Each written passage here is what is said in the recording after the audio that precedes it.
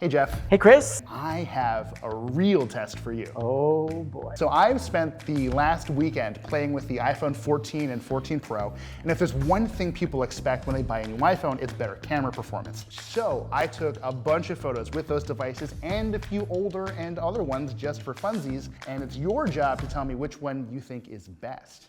I'm a little nervous. Good luck. Let's dive in. Let's do it. We have some photos of the Golden Gate Bridge. They're all kind of about the same. Pretty tough, yeah. So we got to zoom in. The coloring looks better on 2 and 4. Number 3 is working super hard to sharpen. There's also just a little bit more dynamic range on number 3. Interesting. I'm gonna go with number 3. Number 3 is, in fact, the iPhone 14 Pro Max. Wow. I cannot believe that you did that. All 4 of these photos were taken at 3x zoom. So Jeff, you've got 4 photos. Pick the best, please. The Pro models have actually had a optical 3x Correct. zoom, so they don't actually have to rely on software to be figuring out how to zoom in like this. Number 3 feels like software figured that out. That's why it's got kind of a softness about it. Number 1 and number 4 feel like a real lens got us to there. I prefer number 1. I think number 4 is the iPhone 14. Number 4 is the iPhone 13 Pro. Ooh. But you did prefer the iPhone 14 Pro Max. So I did it again! Did it again. Jeez, we're gonna be looking at me a lot, and I don't love that. Aw, okay. That's a nice picture. Let's look really deep into your eyes, Chris. Compare your eyebrows. Look at that lovely texture.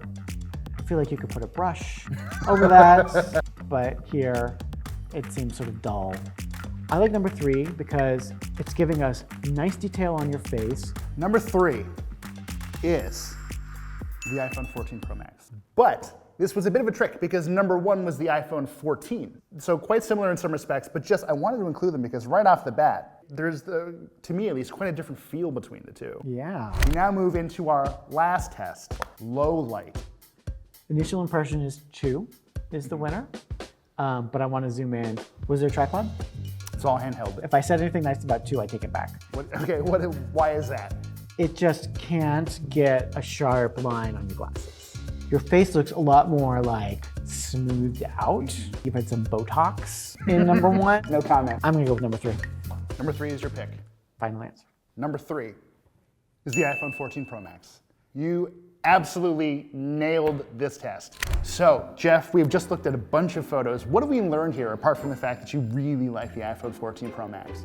My takeaway is, gosh, it was hard to tell the difference. So you have to think about who you are as the customer here. If you are the kind of person that is going to spend as long as I just did, zooming into pictures, looking at the detail differences, hey, then go for the 14 Pro, you're gonna enjoy it. Yeah. If you're not a reason to upgrade to this phone. So here's where I am at the end of all of this. If you have an iPhone XS or older and you move to an iPhone 14 or a 14 Pro, that difference from camera to performance to battery life, it's gonna be palpable. It's gonna be really, really big and in your face.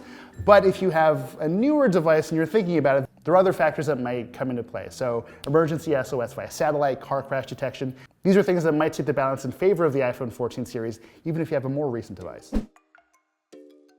Hey everyone, thanks for watching. I hope you found that video helpful. If you have any other questions you'd like to ask to the help desk, please send us an email to yourhelpdesk@washpost.com. And by the way, every bit of the video that you just saw, we shot on the new iPhones. So not bad on the video front either.